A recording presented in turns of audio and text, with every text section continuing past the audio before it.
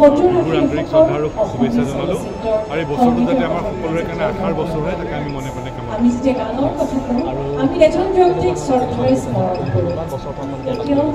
এই বিহুখনৰ এটা ইতিহাস আছে অসম আন্দোলনৰ সময়ত সাংস্কৃতিক শোভাযাত্ৰা আছিল অসম চুক্তি সম্পাদন হোৱাৰ পিছত মুকলি বিহুলৈ ৰূপান্তৰ হ'ল আৰু প্ৰথমবাৰ সাংস্কৃতিক শোভাযাত্ৰাত আমাৰ ভূপেন দা কীৰ্ণকান্ত বিষয়াকে ধৰি বৰণ্য ব্যক্তিসকলে এই সাংস্কৃতিক শোভাযাত্ৰাৰ নেতৃত্ব লৈছিল আজিও বৰণ্য ব্যক্তিসকলৰ অভিভাৱকতাত এই মুকলি বিহু চলি আছে আৰু এই মুকলি বিহুখনৰ মূল বৈশিষ্ট্যই হ'ল লোক সংস্কৃতিক সৰ্বাধিক গুৰুত্ব আৰোপ কৰি লোক সংস্কৃতিৰ পথাৰখন জীপাল কৰি সমৃদ্ধ কৰি শক্তিশালীভাৱে আগুৱাই নিয়াৰ প্ৰয়াস আমি অব্যাহত ৰাখিছোঁ ইণ্ডিয়া টুডে এনিৰ জৰিয়তে সমগ্ৰ অসমবাসী ৰাইজলৈ বিহুৰ ওলগ যাচিছোঁ আৰু ৰাষ্ট্ৰীয় সংবাদ মাধ্যমৰ আপোনালোক এটা অংশ গতিকে আপোনালোকৰ জৰিয়তে সমগ্ৰ দেশবাসীৰ ৰাইজলৈ বিহুৰ ওলগ যাচিছোঁ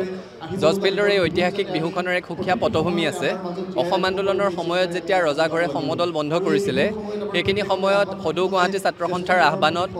গুৱাহাটীৰ সকলো বিহু সন্মিলনী আহি ইয়াত সমবেত হৈছিল আৰু ইয়াৰ পৰা 1982 চনত সমদল আৰম্ভ কৰিছিলে আজিৰ দিনটোতে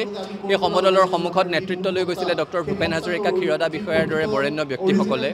আৰু অসম আন্দোলনৰ সময়ত সমদল হিচাপে আৰম্ভ হোৱা বিহুখনিয়ে আন্দোলনৰ পৰিসমাপ্তিত মুকলি বিহুৰ ৰূপ পালে আৰু তেতিয়াৰে পৰা আজিৰ দিনটোত উলহ মালহেৰে সৈতে ইয়াত মুকলি বিহু উদযাপন হৈ আছে আজিৰ দিনটোতে ইয়াত অসমৰ পৰা যিসকল অসম সন্তানে ৰাষ্ট্ৰীয় প্ৰেক্ষাপটত নিজৰ নাম উজ্বলাবলৈ সক্ষম হৈছে পদ্মশ্ৰী বঁটা পাইছে পদ্মশ্ৰী সন্মান পাইছে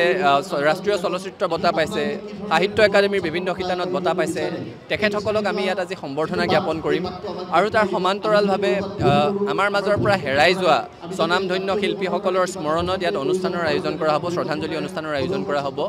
সমগ্ৰ অসমৰ পৰা ৰাইজ আহি উপভোগ কৰিবলৈ বিহুখন সমবেত হৈছে আপোনালোককো অনুৰোধ কৰিছোঁ ৰাইজৰ মাজত বিহুখন আগবঢ়াই লৈ যোৱাত সহায় কৰক আৰু আপোনালোকৰ জৰিয়তে পুনৰবাৰ অসমবাসী ৰাইজৰ আশীৰ্বাদ অভিভাৱকত্ব কামনা কৰিছোঁ।